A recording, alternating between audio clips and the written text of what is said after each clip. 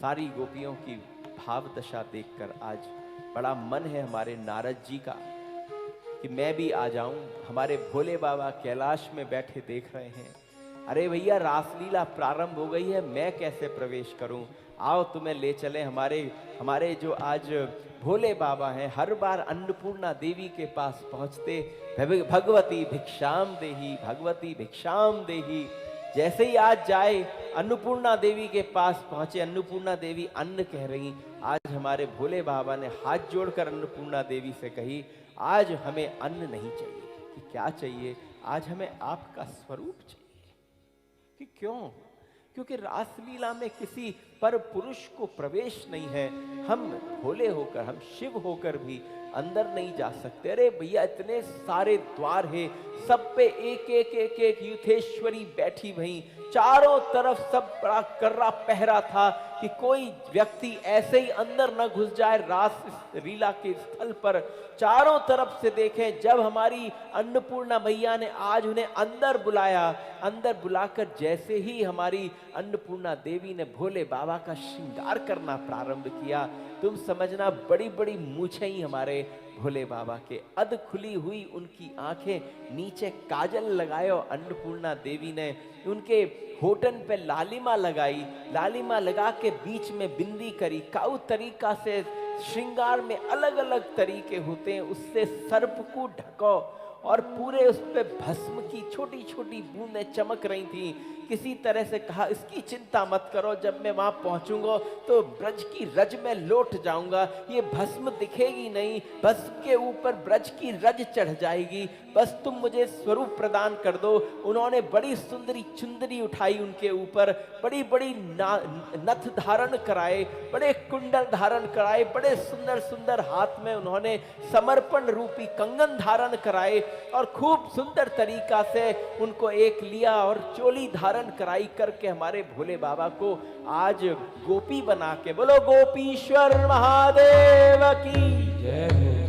और जैसे ही वो वहां पर पहुंचे तो सब ललिता विशाखा आदि सब खड़ी थी दरवाजों पे।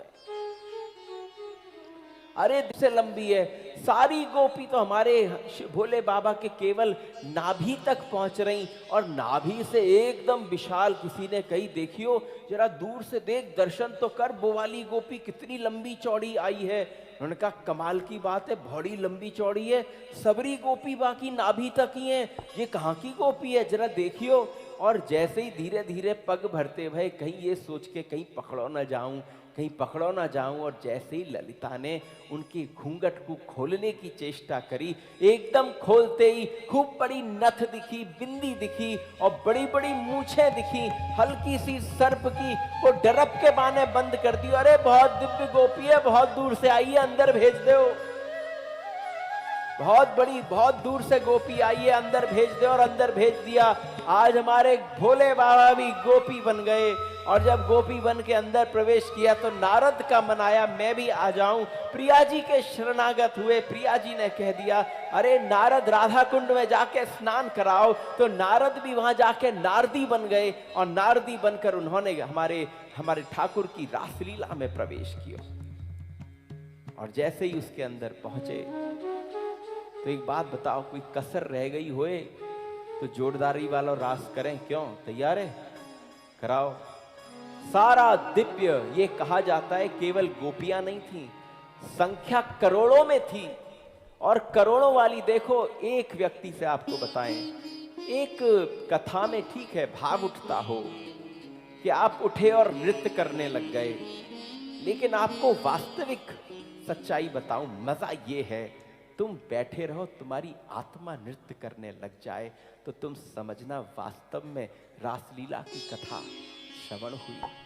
तुम बैठे रहो और नाचने लग जाओ, तुम्हें लगे कि तुम नृत्य कर रहे हो, क्योंकि शरीर नाचा तो दो कौड़ी की बात है, अगर यहां से आत्मा नृत्य करती निकली तो तुम समझना लगेगा कि तुमने साक्षात दर्शन किया है। आज पूरा ब्रह्मांड आ गया, सारे देवी देवता जिनको प्रवेश नहीं मिला वो ऊपर से पुष्प वृष्टि कर रहे हैं।